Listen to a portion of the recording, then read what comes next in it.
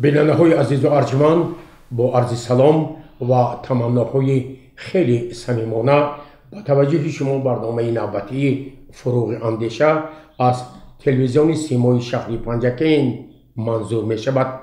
مهمان برنامه ما یکی از نویسنده های شناخته ادبیات معاصر توجی، مؤلف بیشتر از 132 کتاب که با 43 زبان‌های جهان ترجمه شده است.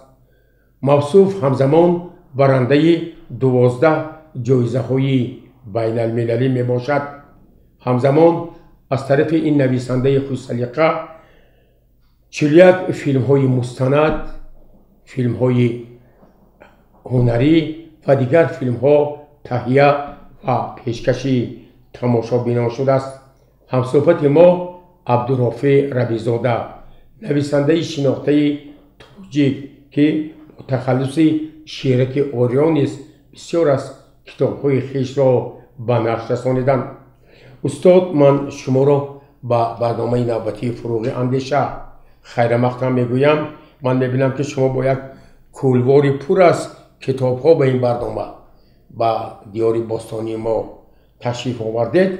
در دست من 132مین کتاب شما با نام پیری فرا رسیده است، چه باید کرد استاد است.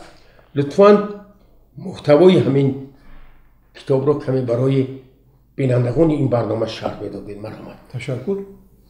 این کتاب شما گفتید علاقه نه علاقه گونه که علاقه در تاجیکستان نامور است. بله. مثلا امیروز خودش شمالان گفت از خاتون رئیس سابق داروی جنگ اومد دیگه تلفن کرد ما از همین کتاب 100 تا لازم. برای که ما گل دسته میتیم بعد 3 روز پژمردم چه این پژمرده نمیشه، اون دست به دست ما گشته. خب لطفاً این کتاب رو کمی شرح میدادید. خب با کدام موضوع ها شما بیشتر روی آوردید؟ این از خود نامش معلوم است که پیری کتاب برای از سرگذشت و قسمتی آدمان کلانسال بله حکایت میکنه. کیکاووس بزرگ میگوید که از 60 تا 70 هر روز هر سال در وجود انسان یک کاستگی یا خستگی حس میشه. بله. از 70 تا 80 هر ماه. بله. 80 تا 90 هر هفته. از 90 بالا هر روز هر ساعت. بله. یک خستگی یک بی‌حالی حس کرده میشه. مثلا آدم پیر حاضر سلامتیش خوب است که بعد یک ساعت بله یگان خستگی حس میکنه، اونجاش درد میکنه ماندن، لیکن معنا ندارد که پیران نادرکارند. این معنا ندارد که پیران تمام قدرت و توانایی خودشون رو صرف کرده باشن دیگه هیچی نمانده باشن. در این کتاب آمده است که مثلا بسیار انسان ها هستند که هر قدر پیری و خطر نیستی نزدیک شود حسشون همون قدر گرو، درکشون بالاتر، خردشون بالاتر، چارگرشون فراگیرتر، تلاش جهتشون فزونتر میشود. بعضی سوال کردن که چه خیر؟ در اینجا یک حکایتی هست با نام 3 نصیحت پدر. مصطفی در هر وقت پدر میگه که بسیار نصیحت میتی من خسته شدم از همه چیز. بعد میگه که من برای خستگی تو نمیگم، من تجربه دارم، برای زندگیت میگم. باز میگه که سر پیرو شاید که پوک شده است و مانند. بعد میگه من باز یک 3 نصیحت دیگه میگم. چی؟ میگه که هر روز زنی نو میگیری. بله. هر روز لباس نو میپوشی، هر شهر دیگر رفتی برای خودت زنی دیگر انتخاب میکنی. او پسر درش سرش میدورد فرزندش میگه انا این نشانه دیگری دیوادگی. من میگم من 100 بارم گفتم تو نمیفهمی. معنی هر روز زن نو گرفتن همین است که تو زنت رو آنقدر آراسته و پیراسته و آنقدر خوش نگاه دار که به نظرت هر روز تر و تازه و خوش شود. ولی باشی یعنی زیبایی رو هر یک انسان باید خوش ایجاد کنه برای عائله و برای خاندانش. یا کس مطمئن میگه مثلا من درباره لباس گفتم نه که گفتن است که همین لباسی تنی من یا تنی شما تنی کس دیگر نمیدونیم که کی خریدگی و کی و پوشیدن و چند رو پوشیدن لیکن در تن چینم و زیبا باشه به نظر همون هر یک بیننده نو و تازه و میتوبه سیو میگه در هر جوش میگه اونی دیوانگی است میگه پسری که در هر جا چخه خون نو میپوشن میگه که نه درباره خون رفته شده گفت درباره رفته که هر شهر با اگر تو برای خدا یک دوست داشته وقتی ضرور آمد وقتی در کاری پیش راه برود و درک شد و گفت مرحمت این خانه توست بله اون من همین خانه در نظرم خانه مهر خانه صمیمیت رو یعنی همین کتاب فراگیر همه حکایت های کوچک ولی پر حکمت و اثرگذشت های پیران حکایت میکنه و یک مستفید یک 98 ساله عزیز فرا با من زنگ زد گفت که هم بچه های پنجکین ایجادکاری پنجکین به همتوه من ندونستم درباره کی گفتم اچی گفت که همین کتاب گفت من 3 بار خوندم 10 بار گرفتم در همین کتاب خودم دیدم بله پیری خودم که من پیری بیچاره نیستم من پیری موتوی نیستم من پیری تلاش کردم من پیری حکمتم یعنی این کتاب کسی که میخونه وجودش در وجود پیریش پر از نیرو پر از توانایی پر از قدرت پر از امید میشه تشکر استاد عزیز اینجا چند کتاب شما و چشم یک کتابی خیلی خوبی که شما شهری مقدس از روی معلوماتی که من در دست دارم شما در وصف تاریخ پنجکین عمر رشد پنجکین مردم پنجکین 16 کتاب ایجاد کردید خب شما رو چی وادار کرد که اینقدر به تاریخ پنجکین روی آورید و عرف و عادت‌های مردم این دیار روی آورید همین کتاب‌ها باید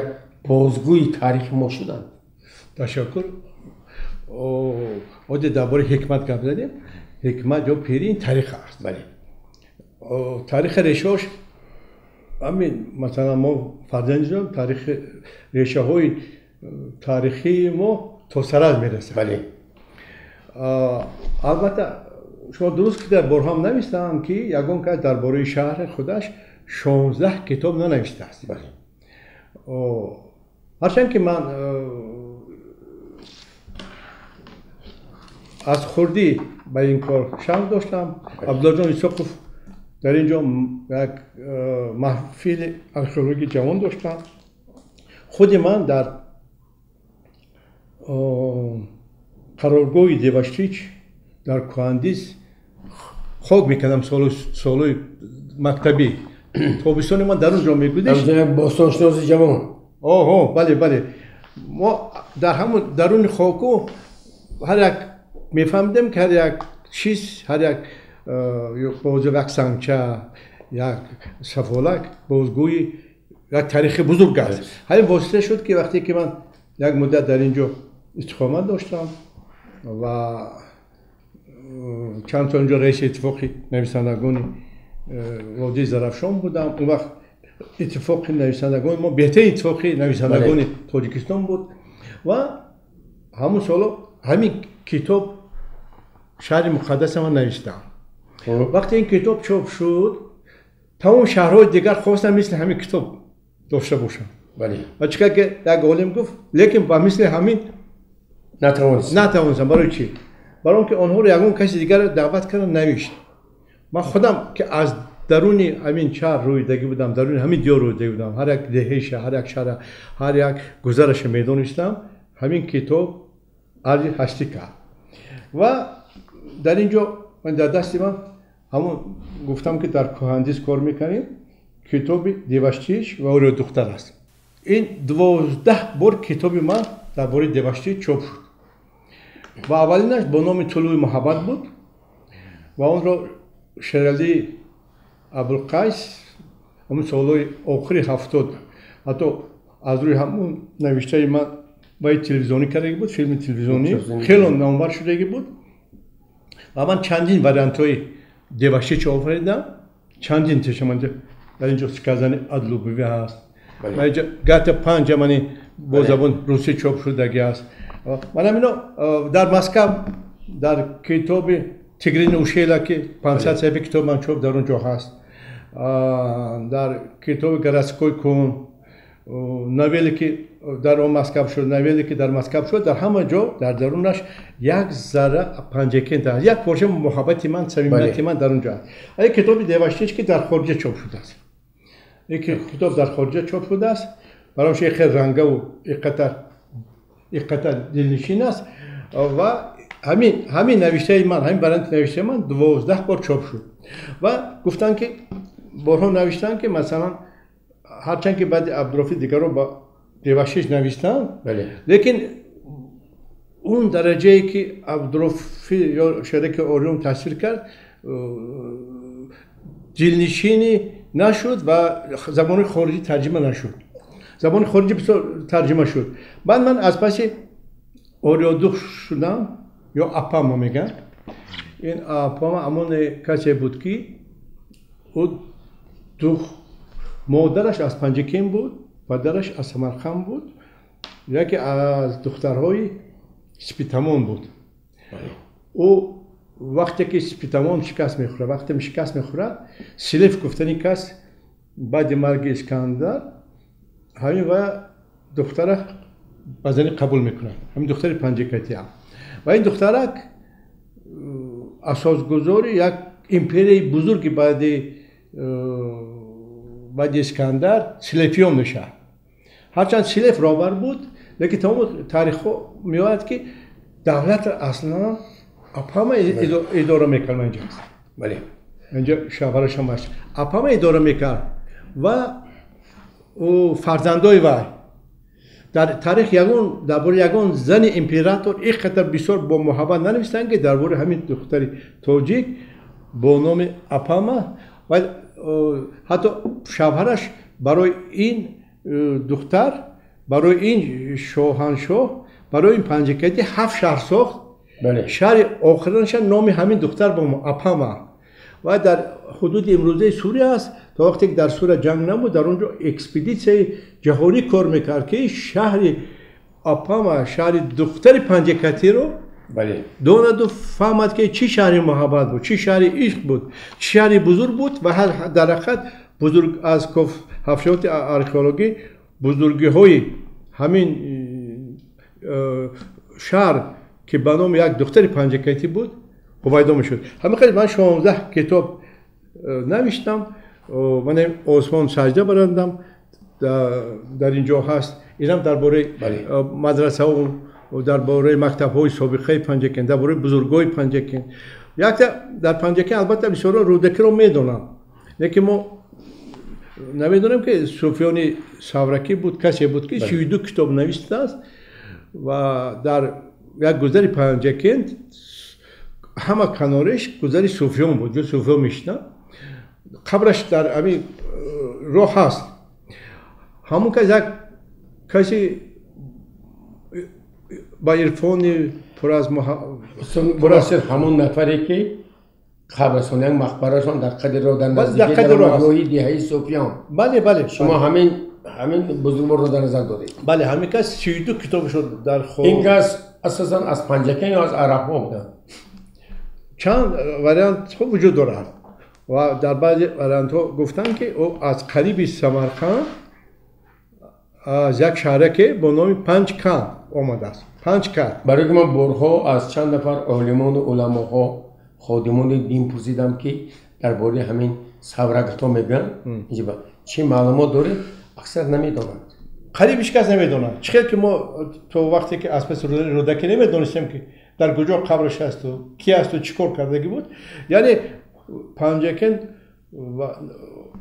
ман фақат шаҳрам уман Панҷакент тамоми ҳудуда аз Саран то қишлоқи охиринаш дар назар дорам, як диёри тавлидгари бузурго буд, як диёри тавлидгари таърих буд. сказане аз Сарам гӯрите ман инҷа як китоби ман аст ва манҷа Саран баъди Саран дар ҳамин китоб ин китоб аз 4 китоб иборат аст. ин бо забони курилӣ рӯзои ҷашн вай шуд бо қарори ҳукумат, бо ҳуруфи собиқ чоп шуд, бо забони русӣ, англисӣ ва ҷомеаи кушода ташкилоти байналахлоқӣ бо пешгуфтор از اکادمی فنها و археологияи бузург китоби ҳаҷмаш калонро бо номи Сараз баъди Сараз чоп карда, ҳамаш гӯяндаи диёри Панҷакент аст. яъне ман дар ин ҷо қад кашидам, дар ин ҷо нон хӯрдам, дар ин ҷо худама шинохтам ва баробаи худшиносӣ кӯшиш кардам ки на танҳо худам шиносам, ҳамин диёрам шиносам ки ман диёрамро муаррифӣ кунам. шиносам муаррифӣ кунам. хушбахтона ки 16 китоб иншор шуд, вале ин китобе ки дар хориҷ бисёр машҳур аст. ҳамин Панҷакенти қадима 19 гузар дошт. 19 гузар, ягон гузараш бо гузари дигар монанд набуд. 19 гузар 19 мактаби расомӣ дошт. мактаби расомӣ, ҳайкалтарошӣ дар ягон ҷои Осиёи Миёна ягон бор ягон шаҳре неёфтанд ки мисли Панҷакенти қадима ин қадар деворнигораҳо, ин қадар ҳайкалҳо, ин қадар маҳсулоти ҳунармандӣ дошта бошад. яъне Панҷакент аз қадим шаҳри ҳунармандон, шаҳри истеъдод, шаҳри ҳикмат буд. яъне барои чи ино мо таъқид мекунем? яъне гуфтанӣ ҳастем ки вақте ки як кас мегӯяд бобои ман фалонча буд, яъне аз байн нерӯ мегирад ки манам мисли бобом шуда метавонам. вақте ки мо вақте бузурго доштем ва мо қудрат метиҳад ки мо ҳам талош кунем ба сӯи бузургӣ, ба сӯи шинохти худ, шинохти дунё ва барои муаррифӣ кардани худу миллати худ. ташаккур устоди азиз. ман медонам ки шумо қариб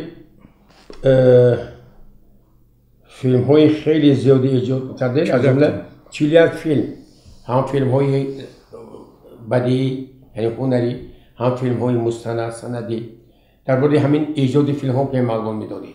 ман мактаби пиёда мехондам дар Панҷакент ки маро ба газети Зарафшон ба кор овардем, вале ман мактабхон будам. баъд факултаи журналистикаи донишгоҳи миллӣ халқ кардам ва баъдан мактаби олии ҷаҳонии синемогарони Москавро. 41 филм дорем ва бештари филмҳо решаҳои панҷакентӣ доранд. масалан мо як филм доштем ки ман худаш ҳам филмнавис ва ҳам таҳиягараш будам бо номи Помпеи Маширзамин. ӯ ҳар сол ду бор дар Амрико як барномае дорам бо номи дар гирди дунё вақрук сетава, агар тарҷума кунем, ҳамон ба ҳар сол ду бор ҳамон филм нишон медиҳад. ӯ Панҷакентро аз қадим аз Сараз шурӯъ карда то имрӯз ҳамаашро фарогир аст. лекин ман бар кино бо филми ҳуҷҷатӣ ё филмҳои мултфилм бисёрам мекунам. не ман бо филми бадиӣ омадам ки номаш Аспи охирини шаҳр буд, ё дӯстонро мефурӯшам. ва баъдан филми дуюмам пурра воқеаҳо дар саргузашти Панҷакент будам, марди муталлиқи дудам. дар филми якуми манам ӯ нақши бачача Сороба, як бачаи панҷакентӣ боз мекард бо номи Насруллоев. ва филми дуюм Шавкат Муҳаммадиев бозӣ кард ки ӯ 4 ҷоизаи баъдан халқӣ гирифт. ва як филми дигаре дорам ки ӯ дар он кинофестивали байналмилаллӣ ҷоиза нагирифт, лекин як коре кардам ки ҷоизагири зиёд буд. ҳар сол 5 филма интихоб мекунанд, аз кинофестивалҳо мегарданд. ҳамон қатори сею филмаш филмон буд бо номи Афсонаи зиндагӣ. ин маъно дорад ки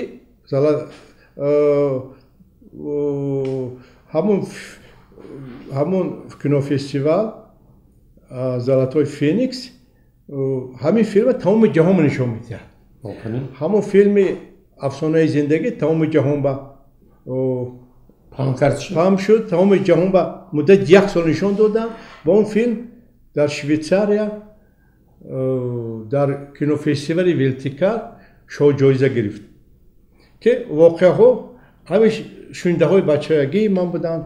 як модаре доштам бо номи Визоро. ӯ модари ман бисёр афсонагӯ буданд ва афсонаҳошон бисёр ҳаётӣ буд. ва решаи ин чиз ҳамон кас буданд, ҳамон кас гуфтанд.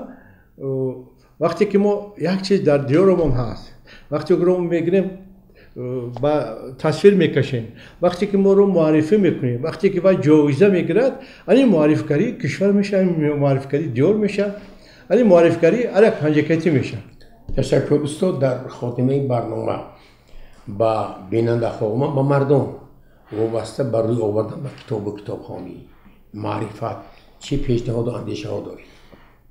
تشکر یا وقتو در اروپا در امریکا و دیگه کتاب اما سرش به سوی کتاب خم بود بعد یه وقت دیگه شد که من سرشون به سوی تلفنشون و به سوی اینترنت و دیگر واسطه‌های اینترنتی زمانوی خم شدن لیکن علاقه تندنسی 18-17 سال بود تندنسی دیگر جران دیگر است که تمایل تغییر مردم باز رو به کتاب آوردن دونستن که آنچه که از کتاب میگیرن هیچ جا نیست حتی همون کسی که در دستش مثلا تلفن است یا چی میگن پلانشت داشت دیگر است همون هم با فکرش رسید که همین محصول کتاب است اگر اون ایجادکارونش کتاب نمیخونده با اون قدری در کاری دانش نمیآموختن و اون دانششون رو از با کشفاتی اجرا نمیکردن هیچ چیز نمیروید حتی اون سینمایی که ما تماشا میکنیم تلویزیونی که ما تماشا میکنیم این همه محصول کتاب باز محصول این معرفت انسان است این بله فطرت و تمیز انسان انا برام شده مثلا در تاجیکستان آزمون‌های بسیار است یا اونچه اخت مشهور نشد چون که فرقوسی بود دانایی بله درست خب استاد من برای یک صحبتی پرمحتوا به شما عرض سپاس میکنم و امید میکنم که بیننده های ارجمند ما مردم شریف شهر دیهات پنجکین تشنه ایجاد شما هستند از این کتاب ها بهره ور میشوند و شما پیش از همه تنی صحت بخت و سعادت و فعالیت پرثمری ایجادی تمنا دارم سلامت و سربلند باشید بیننده های عزیز و ارجمند